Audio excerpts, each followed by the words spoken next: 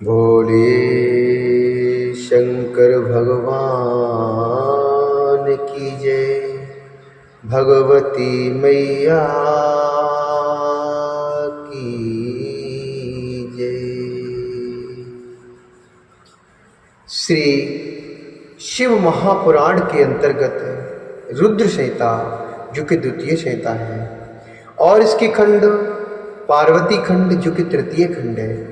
इसके अध्याय 32वें में आज हम प्रवेश करेंगे, और जिसमें वर्णन है ब्राह्मण वेशधारी शिव द्वारा शिव स्वरूप की निंदा सुनकर मेना का कोप भवन में गमन, शिव द्वारा सप्त ऋषियों का स्मरण और उन्हें हिमालय के घर भेजना, हिमालय की शोभा का वर्णन तथा हिमालय द्वारा सप्त ऋषियों का स्वागत।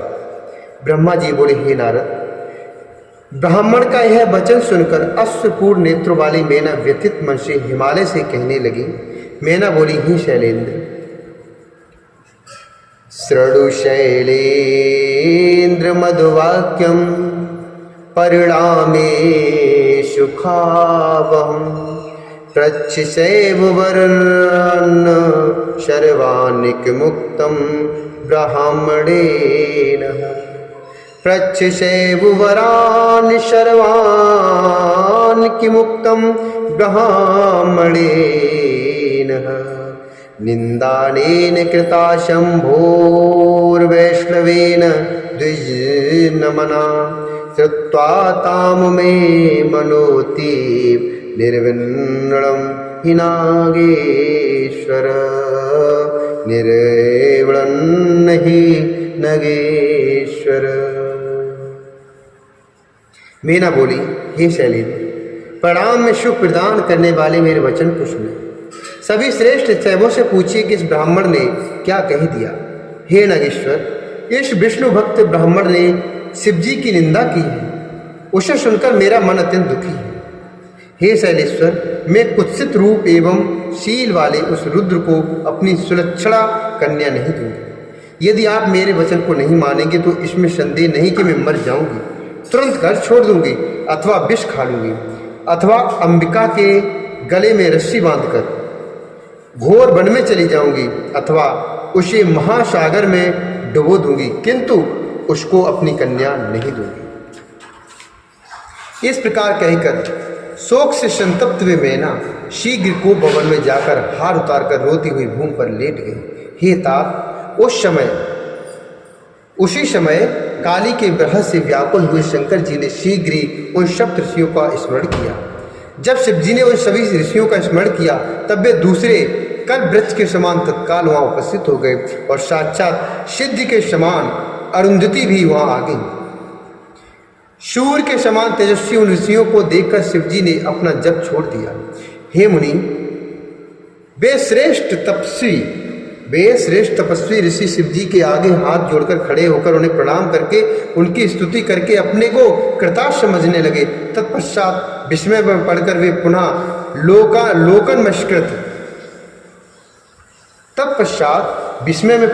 पुनः लोक नमस्कृति शिव को प्रणाम करके हाथ जोड़कर उनके सामने खड़े होकर उनसे कहने लगे। ऋषिगण बोले, हे सर्वोत्कृष्ट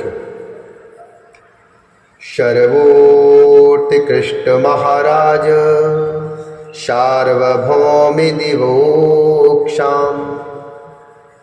सर्वोत्कृष्ट महाराज सार्वभौमि दिवोक्षाम। सौभाग्यम वर्ण्यते स्माभिः किं पुनः शकलोत्तमम्।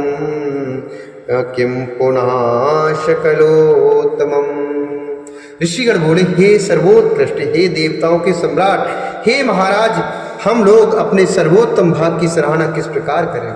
हम लोगों ने जो पूर्व समय में कायिक, वाचिक तथा मानसिक तीनों प्रकार की तपस्या की है, उत्तम वेदाध्ययन किया है, अग्निहोत्र किया है तथा नाना प्रकार के तीर्थ किए हैं, और ज्ञान पूर्वक वाणी, मन तथा शरीर से जो कुछ भी पुण्य किया है, वह सब आज आपके स्मरण रूप अनुग्रह के प्रभाव से सफल हो गया। जो मनुष्य आपका नित्य स्मरण करता है वह कृत्य हो जाता है, तब उसके पुण्य का क्या वर्णन किया जाए जिसका स्मरण आप करते हैं। हे सदाशिव, आपके द्वारा स्मरण किए जाने से हम लोग सर्वोत्कृष्ट हो गए और आप तो किसी के मनोरथ मार्ग में किसी प्रकार आते ही नहीं हैं। जिस प्रकार बोने को फल प्राप्त हो जाता है, जिस प्रकार बोने को फल प्राप्त हो जाता है, जन्मांध को नेत्र की प्राप्ति होती है, गूंगे को वाणी मिल जाती है, कंगाल को निधि दर्शन हो जाता है अर्थात निधि प्राप्त हो जाती है, पंगु को ऊंचे पहाड़ पर चढ़ने की शक्ति प्राप्त हो जाती है तथा वंध्या को प्रसव संभव हो जाता है, उसी प्रकार हे शंभो हमें आपका यह दुर्लभ दर्शन प्राप्त हो गया। आज से हम मुनीश्वर आपके दर्शन से लोकों में मान एवं पूज्य हो गए तथा ऊंची पदवी को प्राप्त हो गए। हे देवेश, बहुत कहने से क्या, आप सर्वदेवेश्वर के दर्शन से हम सर्वथा मान्यता को प्राप्त हो गए। आप जैसे पूर्ण परमात्मा को किसी से प्रयोजन ही क्या है, किंतु यदि हम सेवकों पर कृपा करना ही है तो हम सबके योग्य कार्य के लिए आज्ञा प्रदान कीजिए। ब्रह्मा जी बोले। तब उनकी इस बात को सुनकर लोकाचार का आश्रय लेकर महेश्वर शंभु मनोहर वचन कहने लगे। शिव जी बोले, हे महर्षियों,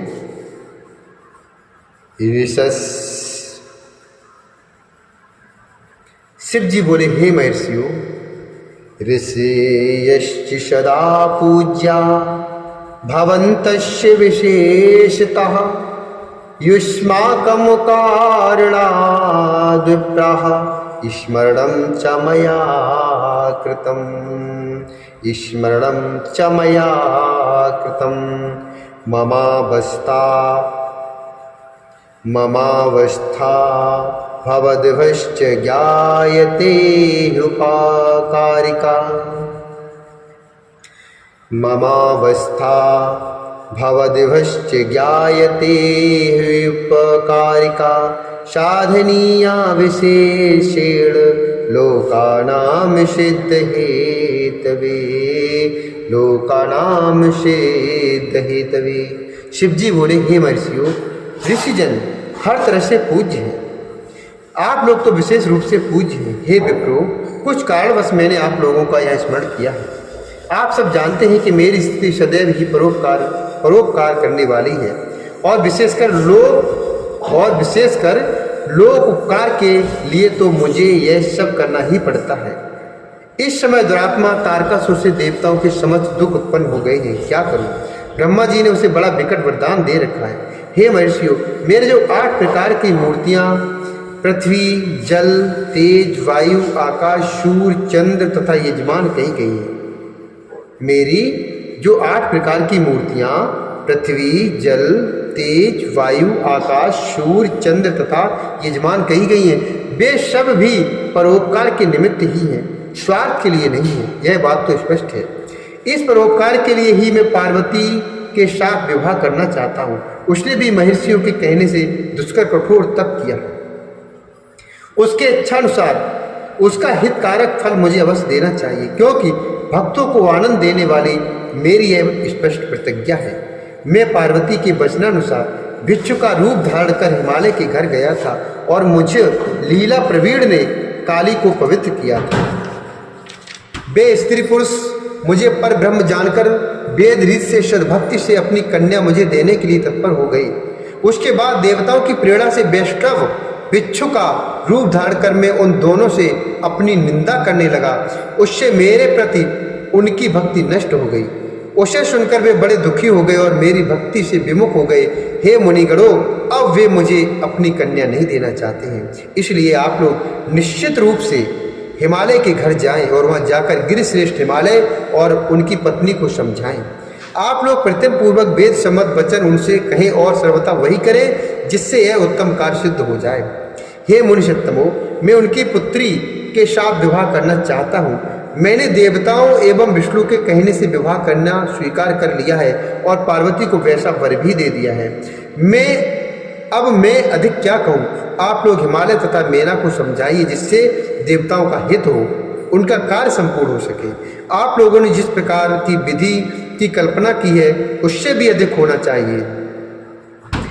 यह आप लोगों का ही कार्य है और इस कार्य के भागी आप लोग ही हैं। ब्रह्मा जी बोले, इस प्रकार के वचन को सुनकर स्वच्छ अंतःकरण वाले वे सभी महर्षि प्रभु से अनुग्रहित होकर आनंद को प्राप्त हुए।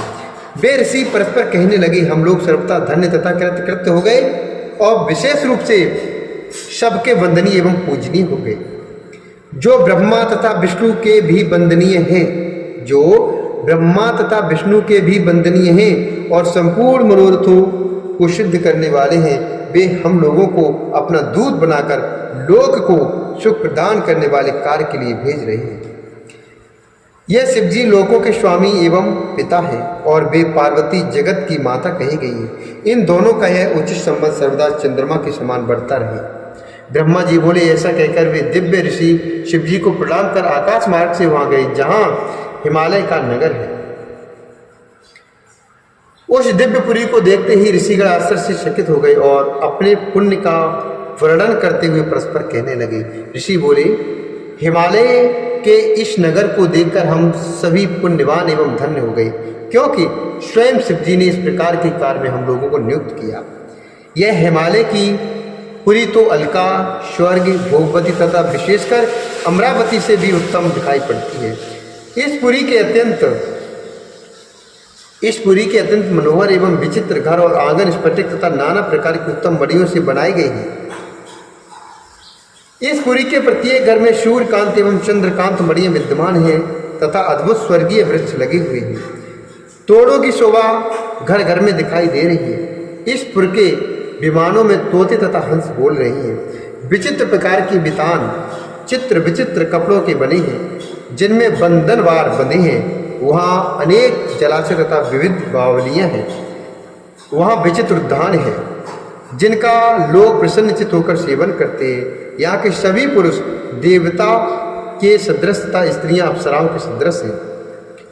हिमालय के पुर को छोड़कर स्वर्ग की कामना से कर्म भूमि में याज्ञिक एवं पौराणिक लोग व्यर्थ ही अनुष्ठान करते हैं।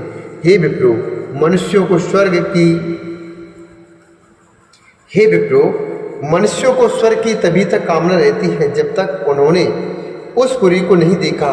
जब इसे देख लिया तो स्वर्ग से क्या प्रयोजन है।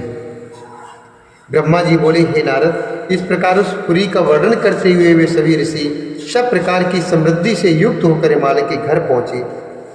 आकाश मार्ग से आते हुए सूर्य के समान अत्यंत तेजस्वी उन 7 ऋषियों को दूर से ही देखकर हिमवान विस्मित होकर मन में कहने लगे।